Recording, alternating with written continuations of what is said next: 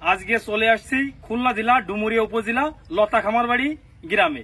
এখানে একজন সফল কচু চাষী, তার সাথে কথা বলবো এবং তার পরিচয় নেব। দর্শক সবাই সাথে থাকেন।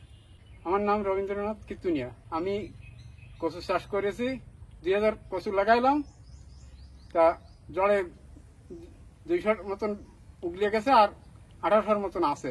বলতেছি 2000-এর মতো কচু লাগাইছেন, এখান থেকে 200 হচ্ছে জলে উগলে গেছে। হ্যাঁ, এখন এইখানে আছে মোট এই যাবত কত টাকা লতি বিক্রি করেছেন? 25-30 হাজার টাকার লতি বিক্রি করেছি, 4-5 হাজার টাকা ফুল বিক্রি করেছি। 4-5 হাজার টাকা ফুল, 25-30 হাজার টাকা লতি, এবার 35 হাজার টাকা। এখানে ধান করলেই এই জায়গাটুকুনি কত টাকার ধান হতো? ওই 30-35 হাজার টাকা দান হতো। 30-35 হাজার টাকা দান হতো। তা 35 হাজার টাকা দান করতে গেলে এর পিছনে তো একটা খরচ আছে, 8-10 হাজার টাকা খরচ, 8-10 হাজার টাকা, 15 নিচের দরে খরচ হতো। আর এই কচু চাষ করতে এখানে আপনার কত টাকা খরচ হয়েছে? ওইরকম 8-10 হাজার টাকা ফিরে, 8-10 হাজার টাকা কচুতি খরচ হয়েছে লাগানো ইটি দিয়ে, কিষান নয়ে সবকিছু দিয়ে। তা এখন 25-30 হাজার টাকা লতি বিক্রি হয়েছে, 5 হাজার টাকা ফুল বিক্রি হয়েছে, 35 হাজার টাকা বিক্রি হয়েছে।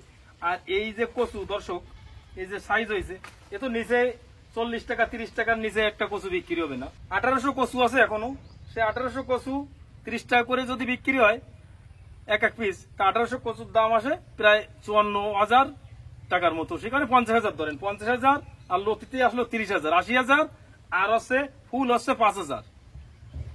দর্শক এই যে ফুল, এই যে ফুলটা, এই ফুলটা আছে 10টা পিস দিয়ে আটি বাঁধে 10 টাকা এক এক পিস, মানে এক এক আটি ফুল বিক্রি হয়। ফুলও একটা মানে ভালো একটা পয়সা, এর লতিতি পয়সা, ফুলি পয়সা, কচুতি পয়সা, এর কোনো অংশ বাদ যায় না। এখন এই কচুটা যে সময় লাগাইছিলেন কি কি সার দিছিলেন? ফসফেট দিছি, গুটি সার দিছি, পটাশ দিছি, এই ছাড়া আর কোনো সার নেই? আর গোবর দিলাম, আর গোবরের সার। তা আসলে কচু তো 6-7 ফিট করে হয়ে গেছে, 6 ফিট করে হয়ে গেছে, কচু খারাপ হয়নি। আচ্ছা, এই কচুটা আছে আপনার একটা কচুর থেকে একটা কচু কত ইঞ্চি দিয়া, মানে বাংলায় হাতে বলেন? 1.5 হাত।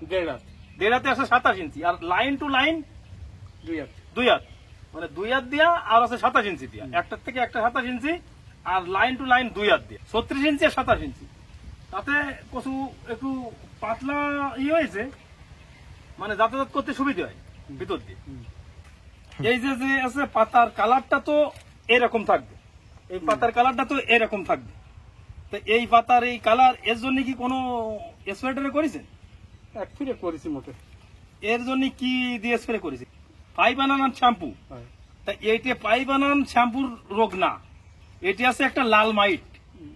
এই লাল মাইটের জন্য আছে আপনার সিনজেন্টা কোম্পানির আছে, বাল্টিমেক্স আছে, বায়ারের রবিরন আছে, এই যে কোনো একটা কোম্পানির লাল মাইটির মানে ওষুধ। এটা মাইটের জন্য এই পাতার অংশ করে ফেলেছে, সবুজ অংশ খেয়ে খেয়ে আছে জঙের মতো করে ফেলেছে। এই রোগের জন্য আছে আপনার মাইট দমনের আছে ওষুধ ব্যবহার করতে হবে। যেমন মাইট দমনের ওষুধের মধ্যে 16 লিটারের মধ্যে আপনার হচ্ছে অবিরন বা বাল্টিমেক্স 16 মিলি, আর হচ্ছে 50 গ্রাম আছে থিওবিট। এটা দিয়ে ওর ভিতরে একটা শ্যাম্পু দিয়ে স্প্রে করলে সপ্তাহে একদিন, পরপর 2 সপ্তাহ করলে এই রোগ থেকে আছে মুক্তি পাওয়া যাবে। তা আজকের ভিডিও এখানে শেষ করলাম। সবাই ভালো থাকবেন, সুস্থ থাকবেন, ধন্যবাদ।